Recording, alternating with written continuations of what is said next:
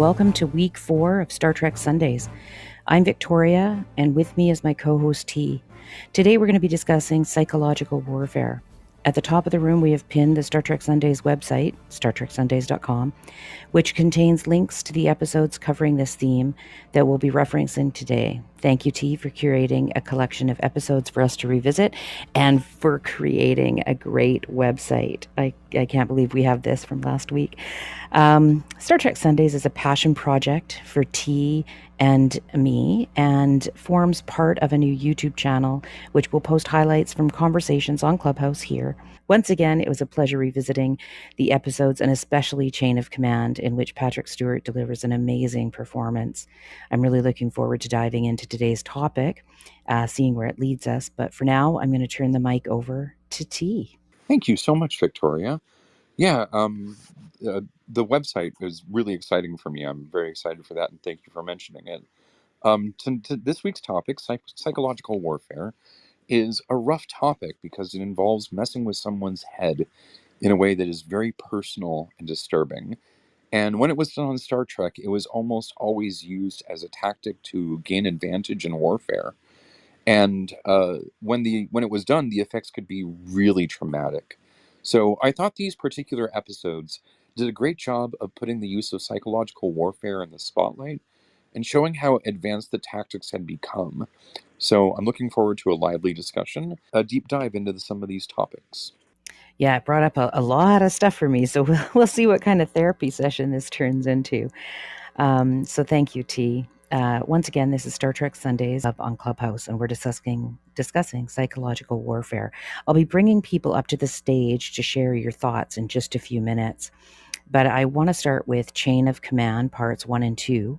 So, T, can you provide a summary to remind those who didn't get a chance to review it what the 2 episodes actually, and then I'll have a few questions once the summary's done. Definitely, yeah. Chain of Command. This was probably one of my favorite Star Trek: The Next Generation episodes. Next Generation Season 6, Episodes 10 and 11, first aired on the 14th and 21st of December in 1992. So, in these episodes, Picard, Worf, and Dr. Crusher are reassigned from the Enterprise to a secret mission. Meanwhile, the Enterprise is under the command of Captain Edward Jellicoe, who immediately starts making changes, much to the dismay of the crew. The Captain Picard's secret mission fails, leading him to being captured by the Cardassians. As he's tortured by his captors, Captain Jellicoe and the Enterprise attempt to prevent war with the Cardassian Union. Now, I chose this episode because the use of psychological warfare psychological warfare on Captain Picard. It was a powerful display of how the writers wanted to show real emotion coming from their actors, and what a powerful tool psychological warfare can be to hurt someone. In the end, the captain was effectively brainwashed by his psychological torture, and it demonstrates how something like this can be used effectively in creating false memories in someone. Yeah, thank you for that summary. When I watch these things, I sometimes feel like an actual fear because it just must be terrifying. And then the having the false memories. And I'll get to the end bit of the show as well, which was quite impactful after wrapping up an hour and a half of watching these. So Picard was tortured, and he was physically tortured as well as mentally tortured, and yet he refused during and even at the end to compromise on his principles. And so, I guess that's they're taught to do that in school. That's how you become a captain. The cream rises to the top type of thing. But I'm wondering if you have a principle you hold that you would refuse to compromise. Yeah, I think that it's a really good question because, I think I would try and stand with Captain Picard in that I would try and maintain my sense of self and reality, because the whole thing that he was being pressured to say was that there were 5 lights, when really there were quite obviously four.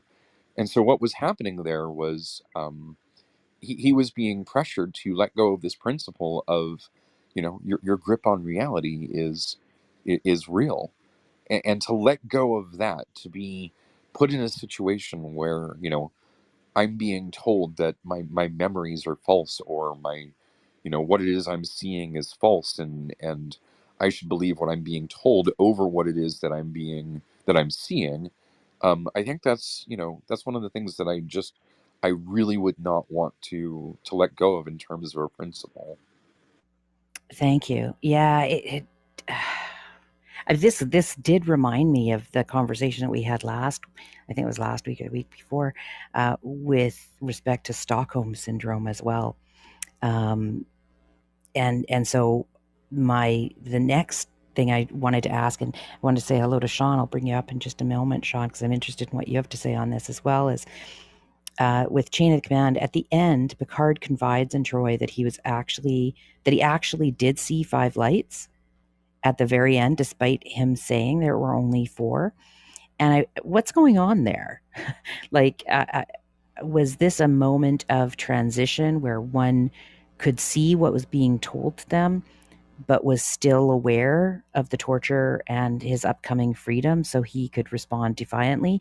Like, if he saw five, that to me was interesting, because it brought into, and we'll talk about this in a little bit more with frame of mind, but it brought in, for me, this idea of gaslighting and tricking somebody, and how long that kind of mental torture can last. We can sometimes heal, not always, but sometimes heal from physical wounds, but the mental torture, that kind of thing seems to last a little bit longer. I'm wondering if you have any thoughts on on his last uh, confession to Troy. Yeah, that last scene where he sat down with Troy and he said that he could actually see five lights. That was a moment, where having seen him go through this torture, and a lot of the time I feel like the actors are overacting, like when you got the Ferengi and they're squiggling around and being silly, right? I didn't feel like Kirk was overacting in this situation. I felt like, or not Kirk, but Picard was overacting. I felt like Patrick Stewart really was delivering the performance of his lifetime. And then for him to sit down at the end of that with Troy and say, I really did believe that I could see five lights, that really did, you know, give life to the reality of the situation that he was in, rather than, um, than showing him as being this unbreakable person. He revealed that in that moment when he was sitting there, being silent, not answering the question, right before they came in to let him know that he was being released, he was about to say, there are five lights. And that would have been, him finally compromising. And if somebody like that, if somebody, a role model like that, a role model like Picard can compromise on those types of principles like that, under those types of situations, to me that speaks so powerfully of the psychological torture and the weight of what was happening, and how deeply that impacted him. And I do have to wonder, you know in sessions moving forward with Troy, did he bring it up again? Was it something that he carried with him? Did he ever resolve within himself that there really were four lights, but he was about to say that there were five? And how does that affect him as a person moving forward? I think that last moment with Troy was such an intensely human moment that it really left a lasting impact on me. Agreed, completely agree. It kind of resonated with me. I finished the episode, and then sat there wondering, like, once that you can be tricked like that, what does it do to your confidence? So I'll just do a little reset here and just say that this is the Star Trek Sundays room on Clubhouse, and we're discussing psychological warfare. Right now, we're talking about the chain of command. We will get to a couple of other episodes that we want to review, which cover this topic. I want to welcome Piper and Sean to the stage. Piper, do you have any thoughts on this episode and what we've just been discussing? I mean, all I'll really say is like I always find like media that deals with characters and like um, intensely kind of like stressful situations to be interesting, because I've always kind of wondered how I would deal with a situation like that, like a, I don't know, a kind of warfare scenario or something. Um, I think everyone kind of wonders how they would deal with that, but yeah, that's all I'll really say. Thank you. Yeah, revisiting these episodes and seeing some for the first time, um, it does make you make the viewer, go inside themselves, and it brings up a lot of questions. I think that's what Star Trek was meant to do. So I'm really happy that we're able to talk about it here. Sean, what do you have to say about Chain of Command this morning? It doesn't take much for the human mind to be for a human to be brainwashed, let alone under stress with torture threatened. So yeah, I mean, our mind, we're still learning things about the human brain. It's, one of the most evolved wonderful things on this planet. Took a long time, um, what, 250,000 years to develop this far, but it can be damaged quite easily, and it can be brainwashed if we allow it. And we're just human, very fragile and weak, more than we think we are, more than Star Trek would even let us know. And that's my opinion. Yeah, thank you. You said one word there that really jumped out at me, and that was damage. And how much damage this psychological stuff can do to our heads. And we'll perhaps get to it later in this conversation about the lasting effect of that, and perhaps even what we do to ourselves. T, did you have anything more to say on Chain of Command? Maybe we can move into the next one. Yeah, I think that like I mentioned, this was in my mind the quintessential uh, intersection between the method acting of Patrick Stewart and the brilliant writing of the writers of Star Trek, and it came together in a way that I think was memorable. Like, even if you don't remember the first part in the Chain of Command, I think everyone who is familiar with the show remembers that there are four lights, and the thing that they remember, at least in my mind, that they would remember about it is the performance that Patrick Stewart delivered as Jean Luc Picard. In terms of a human who is broken, I believed his performance. I thought that his performance was, you know, award worthy. And I haven't seen a performance by Patrick Stewart quite like it in his past or in his future career. In my mind, that was one of his absolute acting highlights. And so I'm glad that we get to celebrate him and the performance that he gave. Absolutely, absolutely, and while you were talking, I was, revisiting the episode visually, and one thing that I neglected to put into my notes, which really struck me, this was in performance as well as writing, just everything seemed to work, and shout out to, his adversary, the person who was doing the torturing as well. the conversation they had when the torturer, forgive me, I don't have his name in my notes right now, was talking about when he was bullied when he was a kid. Then Picard realizing that that is why this guy is torturing Picard and why he's gone into that business, if you will.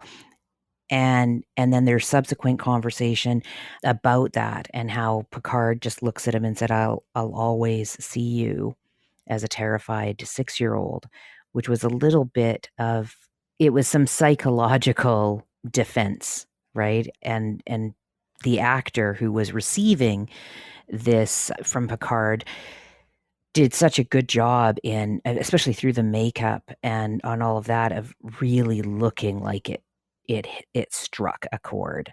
And those scenes, I was just, I was so impressed with these episodes and those scenes in that stark room. There really wasn't anything there. And the conversation, how impactful just two people on a stage can be. And you're right, it's probably something, I'll have to go back and read if Picard or if Patrick Stewart ever talked about it, because it does actually remind me of some of the best stage plays where there's just one or two people on an empty stage and all you have is the performance.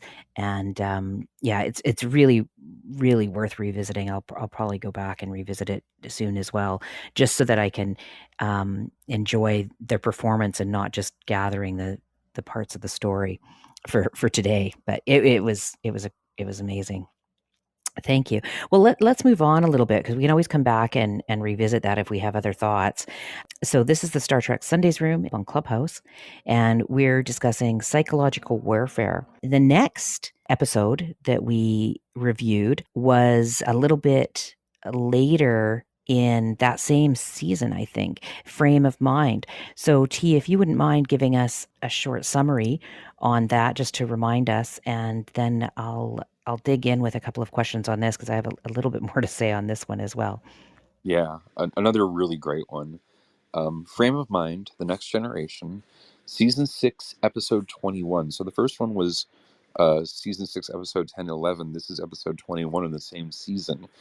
Originally aired a little bit later in May 3rd in 1993, whereas Chain of Command was back in December. So there was a little bit of a gap between them. But they shared a lot of similarities because in this episode, Riker thinks he's losing his mind when reality keeps shifting between an alien hospital and the Enterprise, where he's rehearsing a play. So, in the alternate reality, he's being held captive pending trial for a violent crime he doesn't actually remember committing. I chose this episode because at the end it's revealed that Riker was actually captured while he was on an away mission, and everything that happened was a defense mechanism that his mind created to keep him sane during his captivity, while his captors tried to extract information from him.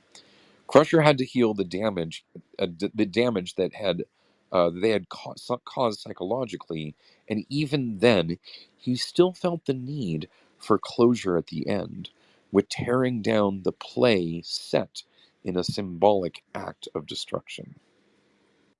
Yeah, this one was when I was watching this one, I felt like, and I think we talked about this as well, that this was his Shakespearean moment, that he could not have been, that the actor Jonathan Frakes could not have been um, not influenced by Chain of Command. But this was an absolutely great performance and a really interesting episode. I was confused during it, and I think that I was meant to be confused. I felt like I was on the ride with Riker. So it's interesting because we find out at the end that Riker's captives were trying to extract information from his mind. And so do you think in the future we'll be able to use technology to read people's secrets out of their mind and against their will? That's always been a fear of mine, actually, that someone could read my mind, not just my micro expressions. And so this question, hits home a little bit for me. So what do you think about the future, near and far? Well, I think that there's Elon Musk and his Neuralink technology that he's working on. And this is one of those really, really interesting topics that has sort of far reaching implications. Because what he's been able to pull off is he has, somebody playing a game with like a joystick, right? And he's got this Neuralink technology hooked into their brain and reading their thoughts. And what he's doing is he's creating a mapping between every time they use the joystick and the things that occur in their brain. And then what they do is once they've figured out enough of that mapping, they disconnect the joystick. So he's still holding the joystick and playing the game and doing the inputs on the joystick, but the joystick is no longer influencing the game. And instead, what they're doing is they're reading the signals from his brain and emulating the joystick moves such that he can still play the game by them reading his mind. So I think that we're rapidly advancing towards this type of technology. I think this has been one of the staples in science fiction for a long time. I'm thinking all the way back to Strange Days, which was a great movie about this idea of we can record people's memories, or we can capture the moment, or in this case we can go back in and dig out a memory from the past. I think that's very much on the table, and it's something that as a technology faring culture, we're going to have to face this. We're going to have to ask these types of difficult questions about ethics, especially when it comes to like dead people. Like, it's one thing to consent, to having your memories read. It's another thing to be dead and have your memories read because you can't consent anymore. And yet a third thing to not consent, like in this case with Riker, and have your memories read. So I think that the writers were very much, you know, looking ahead at the future, going, this is obviously the type of thing we're going to do very soon in the future. And by very soon, I mean in the next, 50, 100, 200 type of years here. Maybe not in my lifetime, but certainly, in the future, we're going to get better at this stuff, and we're going to have to ask these types of hard questions. Thank you. You are freaking me out. Like, my thought goes immediately to, okay, so if something's reading my mind, then I don't necessarily have control over my how I present myself, right? So sometimes I have thoughts, and our thoughts aren't not necessarily our actions. But if our actions, or this whatever is reading our mind, um, has direct access to that, then there's no filter. And that's kind of a scary thought. Uh, it would, yeah, that I am just kind of blown away by that, and how that could be, um, why anybody would consent to that. So that's a little bit scary. I'll move to Sean. Sean, what did you think of this episode, if you can remember it? I do have a couple more questions to put to you and T as well, just about the therapy session during this scene. So, what are your thoughts? I remember this episode. Yeah, I thought uh, um, Riker had a pretty good. He was acting pretty well. I mean, he did the acting was pretty good, and it was interesting. This was the one where they were. It wasn't a first contact mission. They were observing the culture and they were blending in, and then they found out that he and maybe more were humans from another planet, right? And they accused him of this crime that he did not commit. And so he was going back and forth between his reality and what they were, the drugs and what they were saying to him. Is that correct? You got it. That's Yeah, yeah, exactly that's right. right. Yep. His mission was to go down and blend in. Yeah, there wasn't Yeah. a scene of that at any point, but yeah, exactly. He was to blend in, so he had the costume of the locals. I always thought that having Starfleet do this on worlds was a very, very dangerous thing to do because they're always worried about the prime directive and not interfering with the culture or evolution of a species. And to send people down there and have them do cosplay as the normal aliens, when that would be really hard to mimic.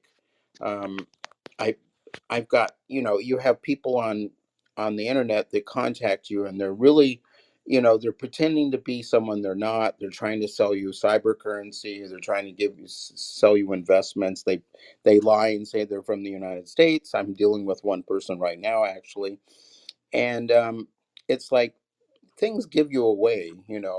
So I always thought that having Starfleet do this was an incredibly dangerous thing to do, risking their crews and also risking breaking the prime directive. So I never understood that. That seemed a little silly to me, but it was good for making episodes and like this one about. And yeah, this was Riker's, Jonathan Frakes' time to shine in acting.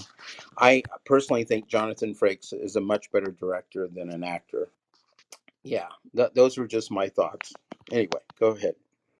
Oh, thank you. So I just wanted to cover one more thing from this episode before we move on.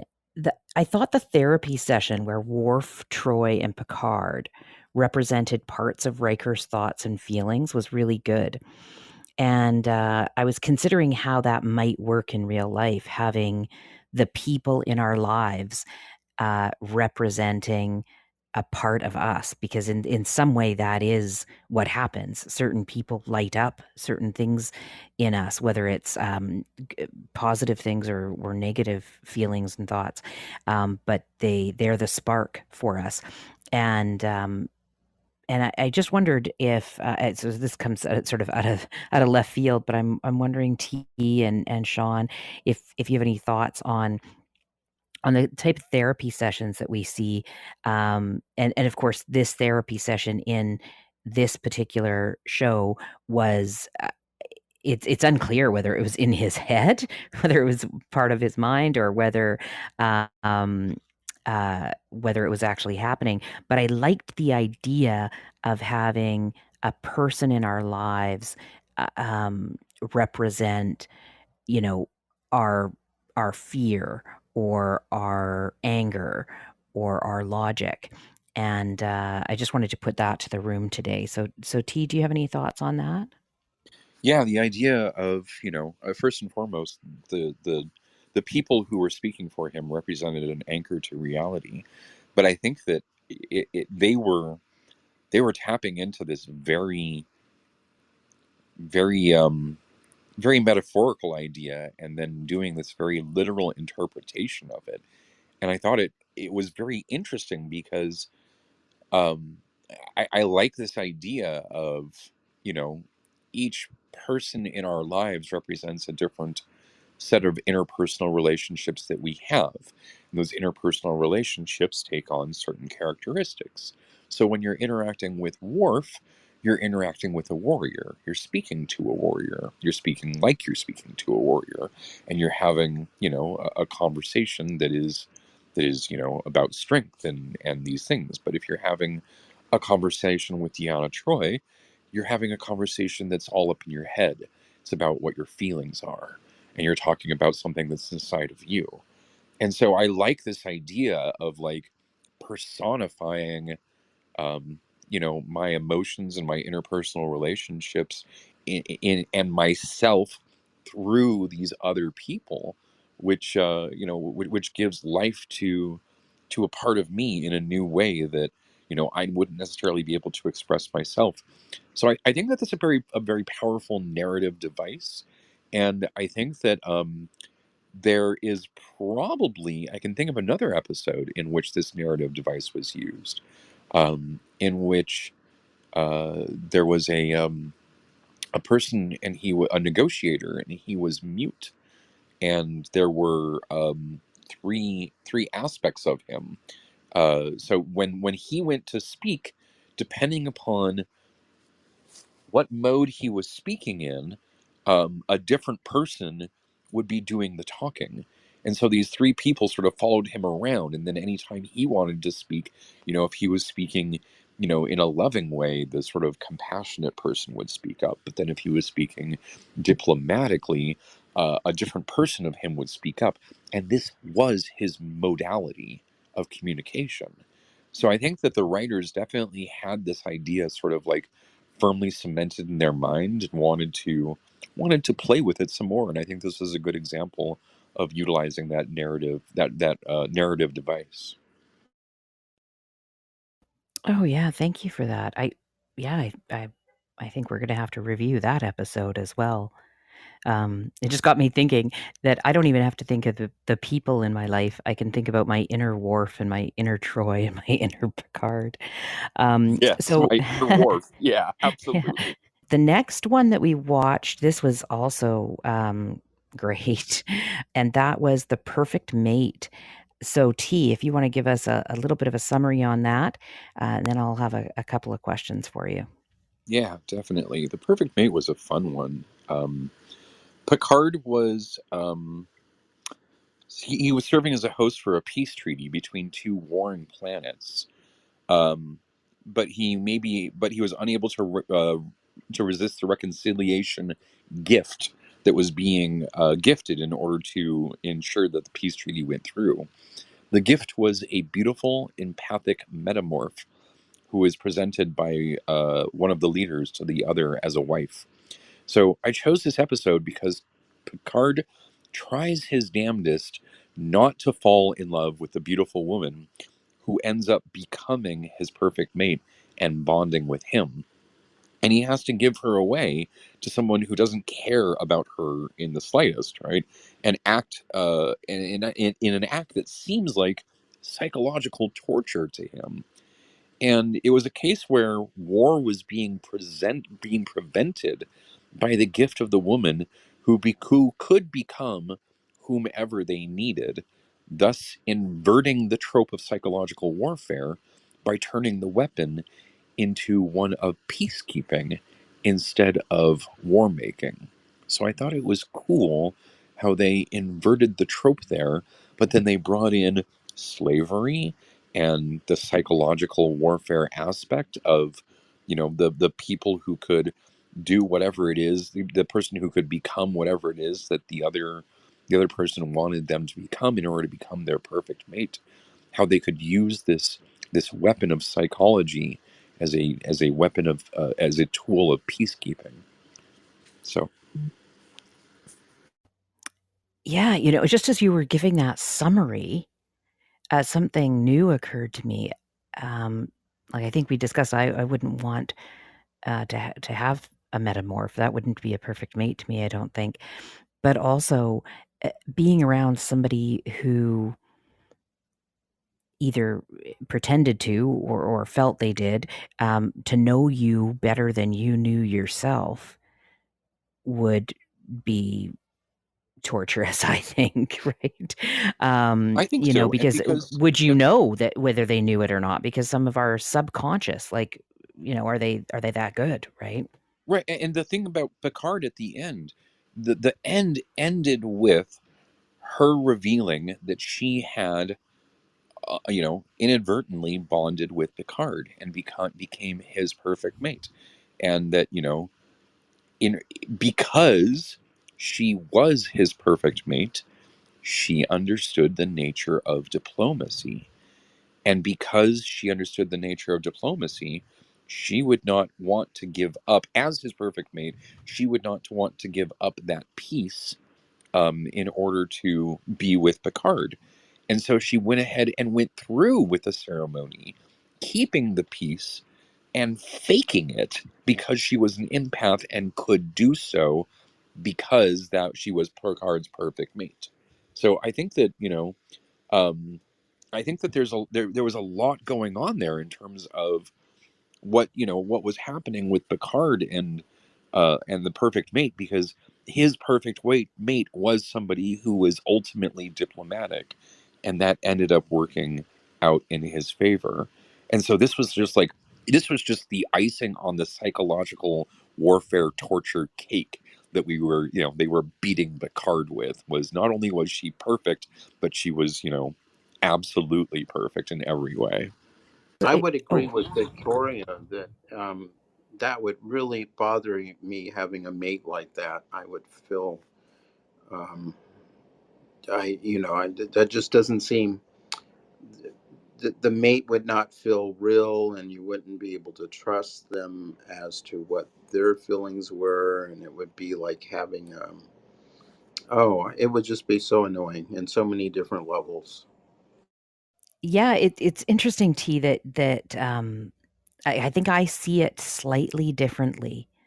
Um, and perhaps this is just the the mistrust I have in my general life, but um, at the end there, because she had already shown that she could become what the person wanted them to be, I felt like it wasn't necessarily true. I think you're right about what the writers meant, but there just seems to be this other layer where I'm just looking at my notes here.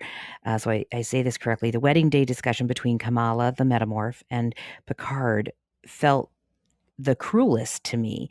And I'm not yet convinced that she really bonded with Picard or was saying that because she knew that's what he wanted to hear. There doesn't seem to be a line that she won't cross. That is, why tell him they were bonded right before she takes steps to be bonded to somebody else? That seemed either to be a control she didn't have, which means she didn't have autonomy. So that was a worry.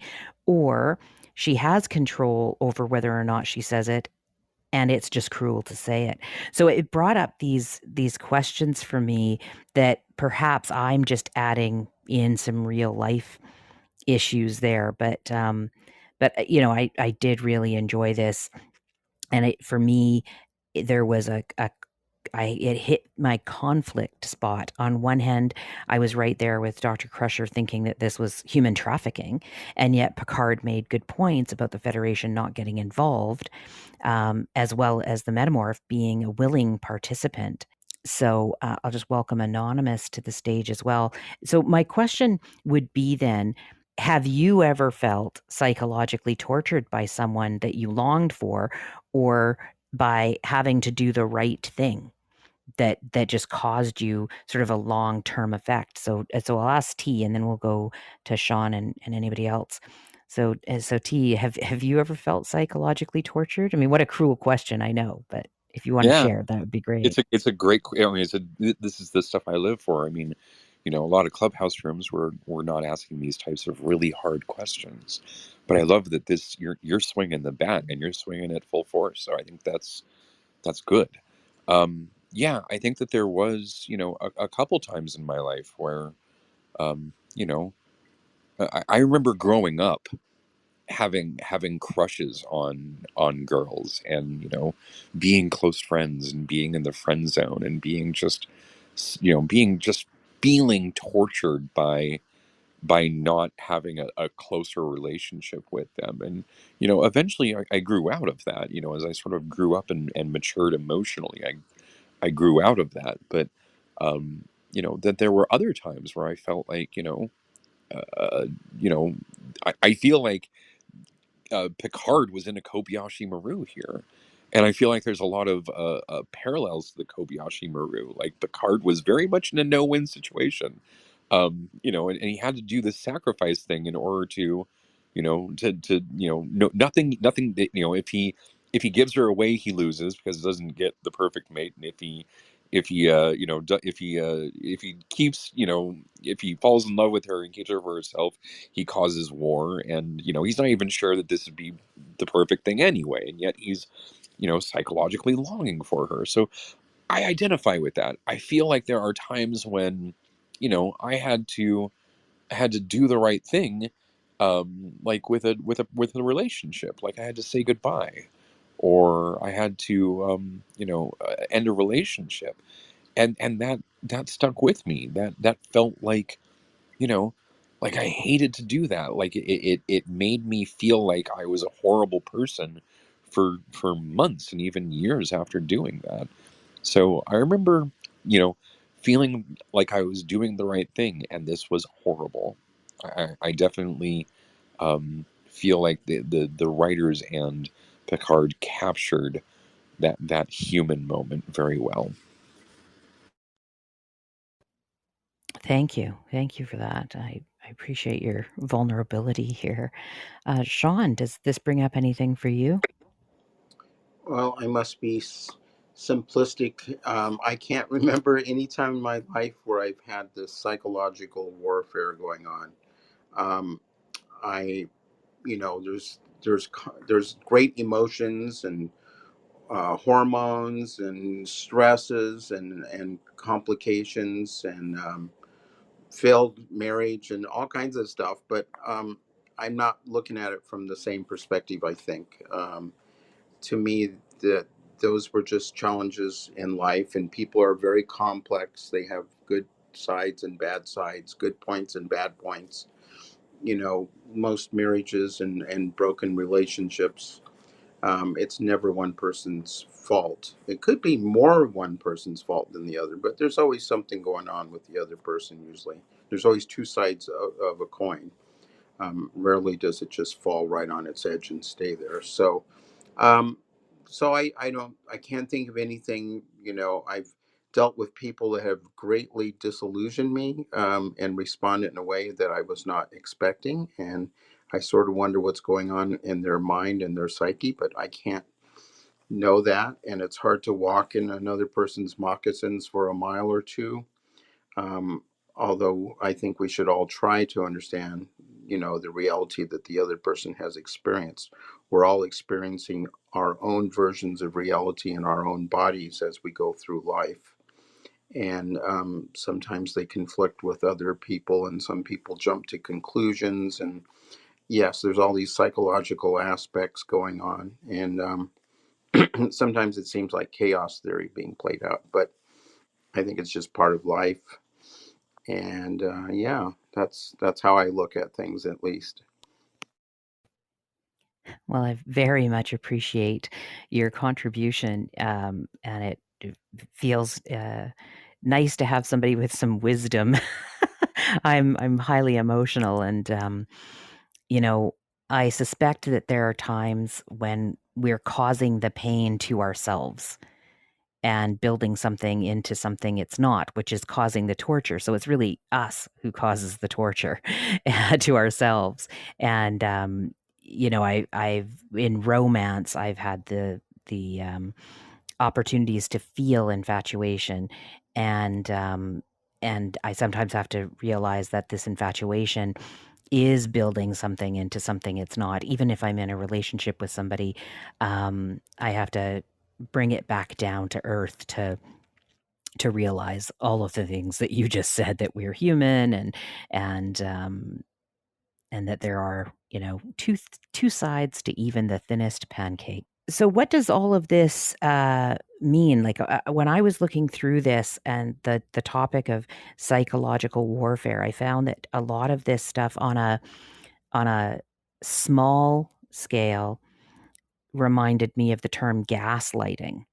And that's a form of psychological manipulation in which the abuser attempts to sow self-doubt and confusion in their victim's mind. Typically, gaslighters are seeking to gain power and control over the other person by distorting reality and forcing them to question their own judgment and intuition. The other thing that I found, which was interesting, and I'm just going to put to the room, was I think that there was a Star Trek game or something, and there was a power that a person could gain, a trait that they could earn, and it was psychological. It was called psychological warfare, and the details of it I found interesting, and that was it improves the effectiveness of all your abilities which control the enemy.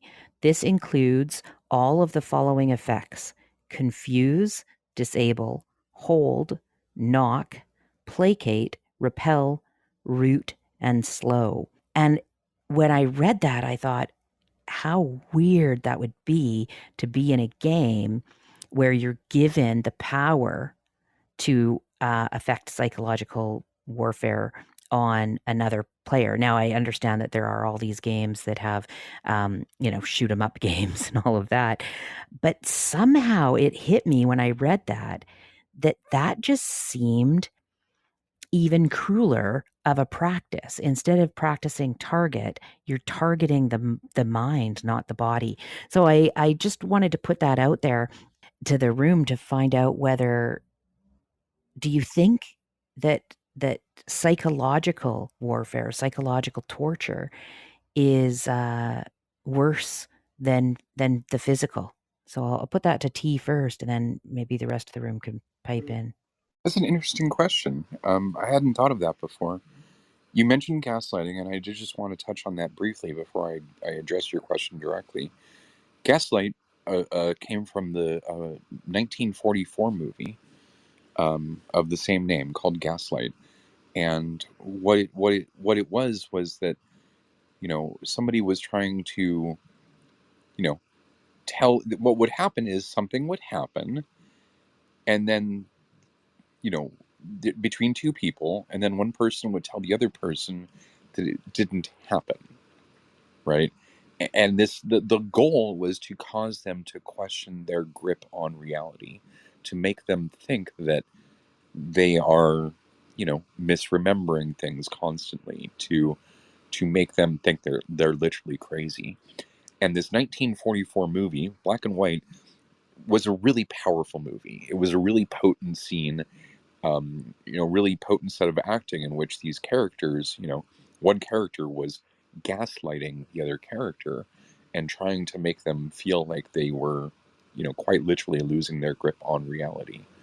Um, and it was one of those, as a result of the movie, that term in turn entered our um, colloquial speech. And I thought that was always, an interesting piece of trivia. What was the specific question that you had asked, Victoria? Because I want to answer your specific question. Oh yeah, great, and thank you for that roundup on that because I appreciate that. Oh, and welcome Ryan to the stage as well. The question was, when I found this description of this trait that you could earn in this game of psychological warfare, and I imagined myself using it in a game, it felt crueler than a shoot 'em up game. And so I just wondered if the rest of the stage or anybody wanting to comment felt that psychological torture is worse than physical torture. Right, that was the question. Having been through a lot of physical pain, I was in a recent motorcycle accident in which I had my right arm nearly ripped off. Um, I would have to say yes, that the psychological torture actually ends up leaving deeper scars, because the physical pain tends to just get blocked out. It's one of those things that you tend to not really remember. It's one of those things that your mind just sort of, you know, creates a block on. But the psychological warfare, that's the stuff that really impacts you. It isn't the it isn't the pain that of having your arm ripped off. It's the 21 days in the hospital that really hurt, that really screw you up in the head, right? That's the part that you take with you, that makes you crazy in the future, right? I don't think it's the pain or the physical torture um, that really hurts people the most. I think it's the psychological effects of that pain, or simply the psychological effects, period, that end up making you, that end up really hurting the most. When Hey folks, Hey, um, hi Ryan, go ahead. a really good example of that was that back in the late '70s, early '80s, there was a man in Nevada who, with his ham radio, he was a pilot, he was a, all these things, right? With his ham radio, um, started intercepting messages from the Air Force, and started believing that the Air Force had UFO alien technology. And so he goes to the Air Force back and says, "Hey, look, I've been getting these radio waves. I think I'm listening into some of your guys' conversations, and it's really freaking me out. And I'm an honest patriot. I just want to be honest with you." The Air Force hi- uh, uses Air Force intelligence to start feeding misinformation to this gentleman, who and they start leading him to believe that the Air Force has little green men in Area 51, to the point where this person, very successful business person, a stand-up person in their community, ends up penniless in a insane asylum because of the deliberate actions of gaslighting this dude over periods of time to make him believe in nonsense. And so that has a huge effect in people, whether it be religious indoctrination or misinformation to hide the stealth bomber. Wow.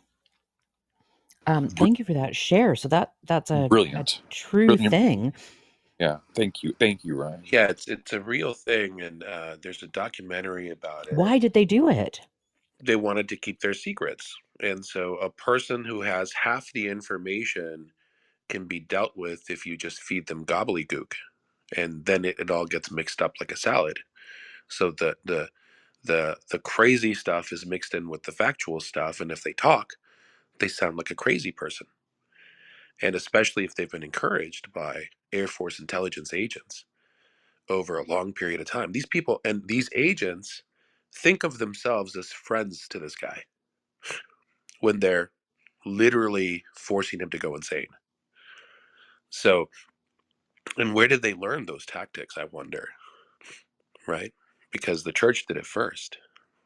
And so the psychological torture is, I will agree, has longer lasting effects. Because I too was in an accident. My arm wasn't ripped off, but one of my fingers was violently ripped off, and people ask, "Oh, well, did it hurt?" It's like, well, yeah, but I went into shock and I don't remember it. And so the human body can withstand an enormous amount of physical damage and pain, but it has a hard time reckoning with psychological damage.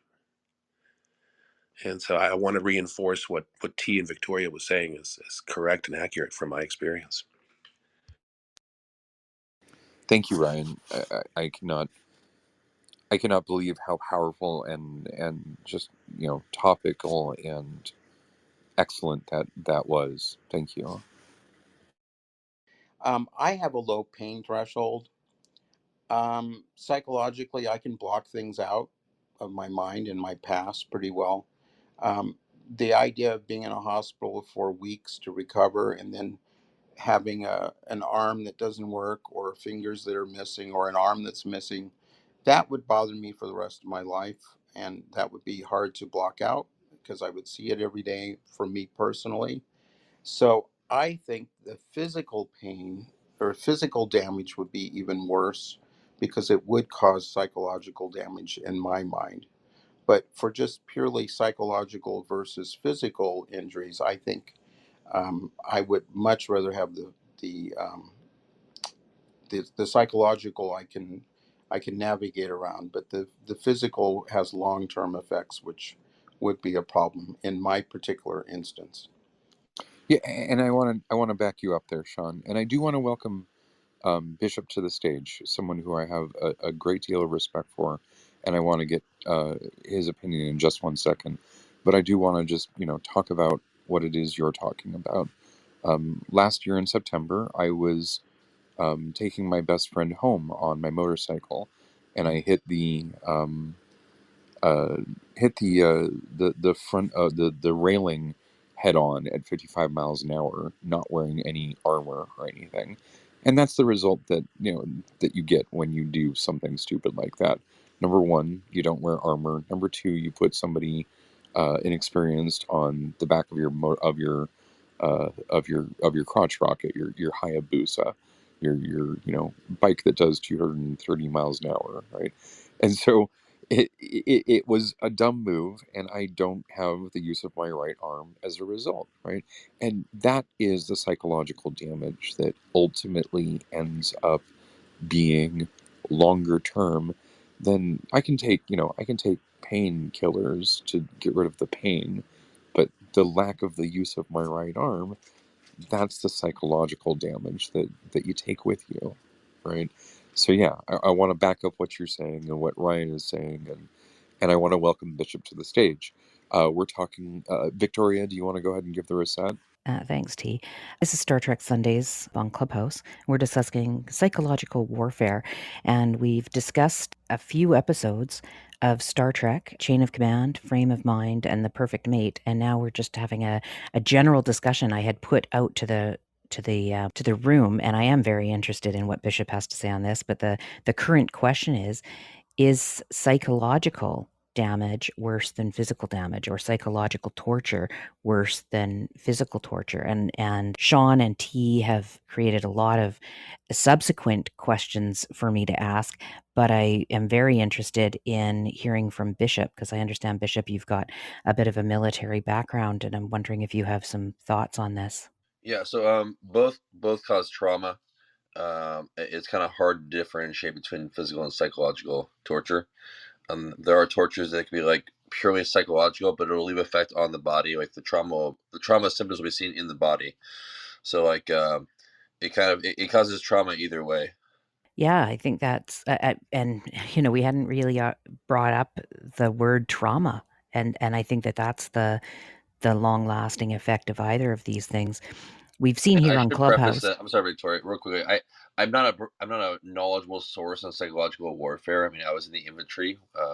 We didn't study psychological warfare, so everything I know about it, I've learned from like YouTube videos, hearing other people speak about it, but nothing directly.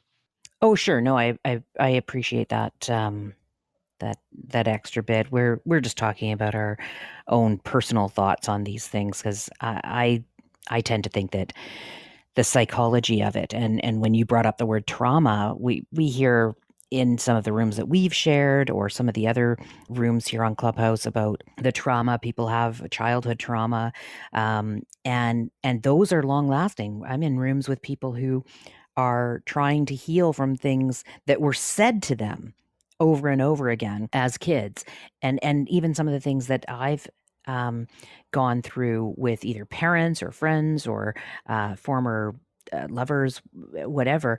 Some of the things that they've said sit in my mind more forward than they should, but far more forward than the memory of me breaking my leg. And it took me 6 months to recover from that. And I was still using a cane for months after I got rid of the boot cast and after the regular cast, and then rehabilitation. It was over a year.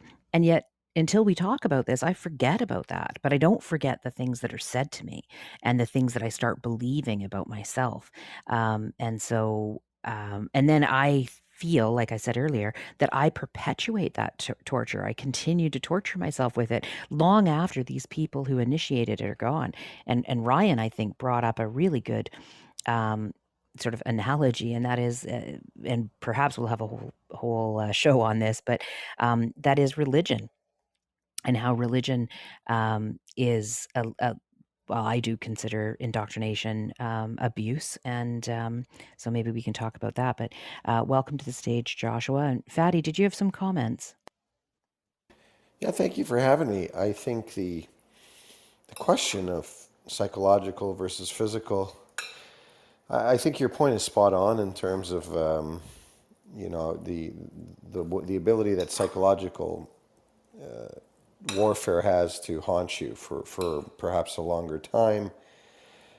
I think some question, like if you were to just kind of do a brute comparison, which is really difficult to do, but if you were trying to just kind of compare both, in some respects, it boils down to how equipped is the individual to cope with either one.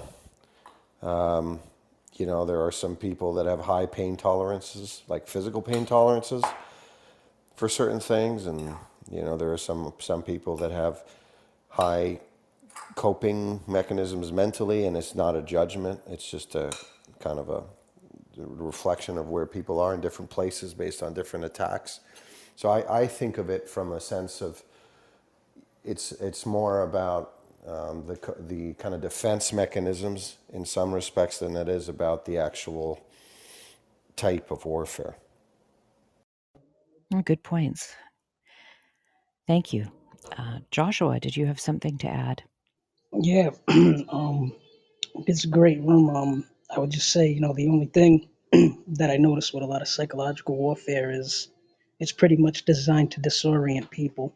I think the overall goal of it is to achieve a state where people cannot differentiate between true or false, you know, fact or not a fact, things like that. It's to create fuzzy logic because by doing this, they can perpetuate whatever is true and control the consensus this way. Agreed. And another really good example of the sort of difference between psychological warfare and physical warfare is I'm on TikTok a lot, and I find myself on ex-Mormon TikTok a lot. These folks that have emancipated themselves from this predatory religion, and one of the things they constantly talk about is that this religion and this indoctrination shapes you to be a certain persona, right? So you're never your authentic self, you're always playing this character. But that's difficult to deprogram from. It's difficult to, and that's something that I constantly recently have been thinking a lot about when I'm talking to very sort of cruel, aggressive theists trying to prove their point by being cruel. It's like that's a trauma response. They have been traumatized. Like I think about Darth Dawkins sometimes, and I think about how terrible that dude's childhood must have been and how he talks to people. Someone must have talked to him that way, and he learned that that's what got him to act a certain way. So he treats others to act the way he wants them to act. And it's tragic in that respect, right? That so many of us are operating from a point of just trauma response versus like our authentic selves. And I'll bring this back to Star Trek because when after Picard gets absorbed into the Borg collective, he is reshaped.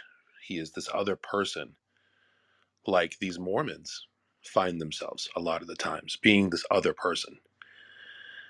And I was happy that they did that episode where he goes back to France and hangs out with his brother and his nephew, because up to that point we had never seen members of the Federation truly dealing with trauma response. It was always these logs after the fact where Kirk is like, well, this shit happened and I've dealt with it. So I'm happy that Star Trek finally got to the point in the 90s to be like, no, this shit leaves scars. This will traumatize you literally for the rest of your life. And without the proper coping mechanisms, they can sink you. So, yeah. Yeah, I think you're absolutely right, and I want to amplify everything that Ryan said. I can think of the episode where Picard is, first of all, like you mentioned, assimilated and becomes Locutus of Borg.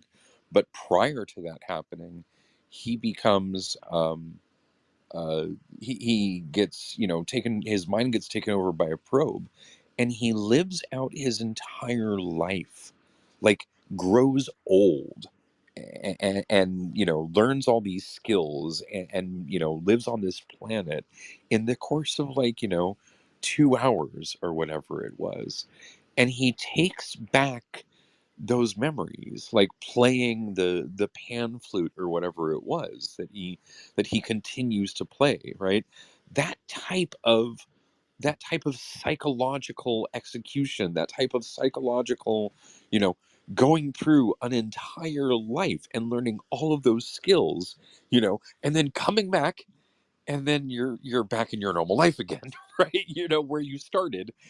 And so there's that to him carried over into multiple episodes where he continued to have these skills of playing the flute and these memories of living out his life, and this was what shaped him as a person, as a character. It became a part of who he was as Captain Picard. That was a great episode. One of my very favorite episodes. When it almost made me start crying, because it's like every time he's playing the flute, he's mourning for the wife and children he had and for the grandchildren he had in that other life. Like, just imagine that.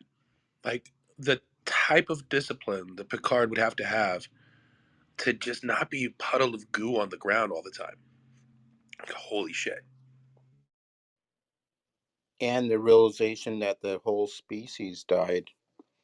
That whole, everyone that he was in contact with, that he grew up with, in the matter of less than an hour, or maybe it was 20 minutes. It was some incredibly short time that he experienced the other lifetime, and all of his interpersonal relationships with his family, but then all the other members of the society in which he found himself in, and their scientific efforts was just to get um, a a rocket launch that would, you know, contain the mechanisms so that they would not be a forgotten race amongst the stars, but that others could relive, their society, and that was just incredible. Well, thank you for all of the shares that were just given. I'm really, really touched, and I'm smiling. And the reason I'm smiling is from the start, as I said, this is a passion project for T and me. And part of the reason that this interests me so much is what I've just seen here on this stage, which is a tremendous amount of compassion being shown and understanding for others, empathy. And that is what I find in people who like Star Trek generally, and why having conversations about the themes that are displayed and presented in Star Trek just gets to some really heartfelt discussion. So I just appreciate all of you and on what you've shared and the compassion with which you've shared it. So I just wanted to acknowledge that right now. This is Star Trek Sundays Club on Clubhouse, and today we were talking about psychological warfare. And I just want to talk a little bit about the next couple of weeks. And Director, I did invite you up on stage. You were here last week, and if you had some thoughts on psychological warfare, I'll invite you to speak in just a few minutes. T has curated next week and the week after for us. And next week, we're going to be discussing the sacrifice of leadership. And we've got three, it's not episodes. I think we've got a movie and 2 episodes to watch. Did you want to talk about that, or leave your curation for as a surprise, and we'll talk about it next week? Oh no, let's talk about it definitely on 9/4, which is September 4th. We're going to be doing the sacrifice of leadership. The first one is the movie Star Trek Into Darkness. This is the reboot of the classic Star Trek series, in which they invert the trope of uh, Spock going into the warp core, and Kirk goes in instead and sacrifices himself. The second one is The Quality of Mercy, which is a episode from uh, Strange New Worlds, which is the new series from that's on Paramount right now. You can stream it on there. And then the third one is The First Duty, which is a TNG episode about following an incident at the academy with Wesley, where he tries to do a stunt in his with his crew, with the 4 other teammates, and ends up killing someone. So I'm excited for that. Then after that, we're going to be doing loyalty and betrayal. And I don't have all of the episodes for that yet, but I certainly will in the next coming days here. So if you go to StarTrekSundays.com, which is the pinned link at the top, we've got a brand new website. If you then click on the menu, if you're on a mobile, you click on the upper right hand side to bring up the menu. If you're on a computer, it should just be up at the top there, and you can click on upcoming missions, and it'll tell you all of the episodes that we have upcoming. So in the future, if you want to find out, what's coming up, you can go there. You can also buy some merchandise, which I'm pretty excited about. If you go to the trading outpost on StarTrekSundays.com, we've got some T-shirts, a mug, and a couple posters for sale, and a little bit of that does support your captain here. So I do hope that you will show your love for Star Trek and show your love for Star Trek Sundays. And hopefully, if we can get things rolling here, we hope to be doing more of this type of stuff in the future, where we're potentially giving away stuff. But we'll leave that for much later episodes and talk about more of what's coming in the future. But hopefully, you'll go to the website and check things out there. Oh, the other thing that I probably should plug is that we have the Captain Radborn's log, which I'm really excited about because Captain Radborn here, our Victoria, is going to be writing about the episodes, and so I'm really excited for that as sort of a personal breakdown of her thoughts about how the show went and what's coming up. And I'm going to be doing a little bit of posting there myself. So really exciting things are coming, and I hope to have more coming for you in the future. Thanks, T. It has been lots of fun. Ryan, I saw you on mic. Well, so still on topic, but slightly shifting the room. I want to see who here can agree that the movie First Contact was a full global Star Trek reboot, and that everything since then has been in this reboot universe. That is the current Prime universe. Because a Oh, lot of oh yeah, people, Strange right? New Like, Worlds, right?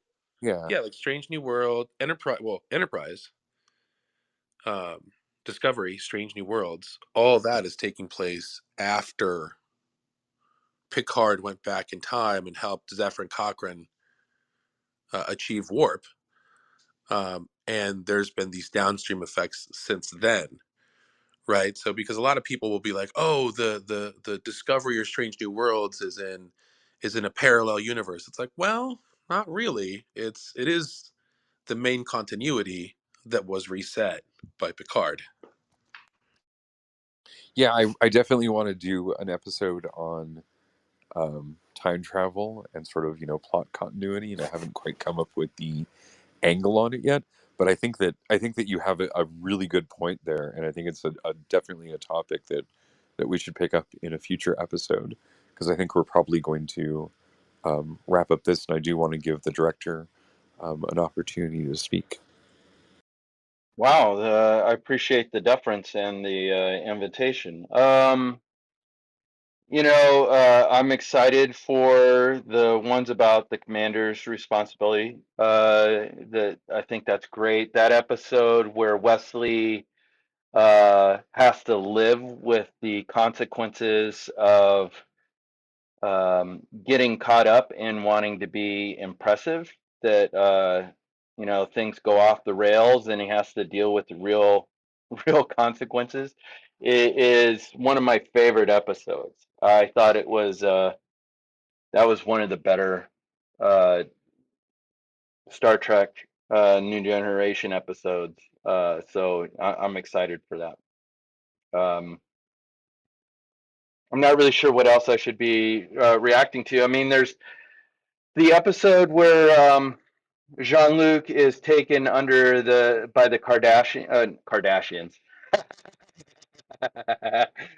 Cardassians. Um, that episode felt very real about an idea of how your mind gets manipulated, and it seemed very much styled off of some of the training that you receive if you take SEER school, which is search and evasion, escape and rescue class for the military. It feels very analogous to the way they describe the goals of torture. So, and then the idea that the things that we put in our sci-fi affecting the general populace in a way where these ideas get recirculated, from our subconscious, and we become convinced of them because we have these memories of when we were younger and we watched something and we didn't have the filter of knowing it was make believe, right? And so we take in these things at a very, very, very early age, and don't necessarily know how to separate the magical thinking from our memories of childhood. And then, just like memories get reinforced by discussing them with family, you see these episodes over and over again, and then you also tell these stories. So yeah, I could see how sci-fi can infect the mind and convince them of things that they maybe didn't experience. I think that's possible, but studies have shown that you don't really have false memories. That as soon as you're told that's a false memory, your mind starts error correcting for it. So that's the thing. Like, how much it feels really good being a sci-fi writer, understanding that my writing can push society in any direction, right? Gives me a lot of power to believe that I can affect people on a grand scale, and if I affect people negatively, then I can affect people positively, because something that can heal must also be able to hurt. A scalpel is used to both heal and to cut open the flesh. So yeah, I don't know. I think it's both something we should be cognizant about and how we tell stories and the kinds of stories. But I don't think we should take ourselves so seriously that we are unable to create because of fear of pushing, a swayable mind down the dark staircase to enlightenment. Sometimes you gotta. The story of Dorian Gray. I've been thinking about this a lot, and I know this doesn't have anything to do with Star Trek, but I feel that it does. Dorian Gray is typically taken as a story of don't trust a beautiful face because it hides evil, right? But what I think it is if you are a beautiful person, like, the world treats you with an expectation that is shaped by something you were born with. And you may take great effort in perfecting your body or whatever. So I'm not saying that beauty doesn't take effort. What I'm saying is that beauty seems to hide the fact that we're all the same creatures inside, and ugly people just get told how ugly they are all the time. You know, that's a harsh thing to say. It's a harsh thing to hear. Like, the fact that we have an idea of an ugly versus beauty, and that beautiful people are supposed to be ugly on the inside, and ugly people are supposed to be beautiful on the inside. And then often, sometimes, our faces actually do show who we are. I don't know. These are difficult conundrums to chase, but that's what makes them great fiction and great fodder for telling stories, because it gets us to think about these things. This is just where my brain is at on a Sunday morning, and thank you very much. I'll land my plane. Yeah, welcome to church. Star Trek Sundays. This is our church. The best The church. director, holy cats. I am so glad that we have replays on, because I am going to listen to that. You've given me so much to think about personally as well, because as you said, we don't have false memories, but we have these beliefs about ourselves. And who's perpetuating that? I had said earlier, like, I'm still repeating in my head the things that long gone people have said to me. So I'm the one torturing myself, right? And then back to the perfect mate.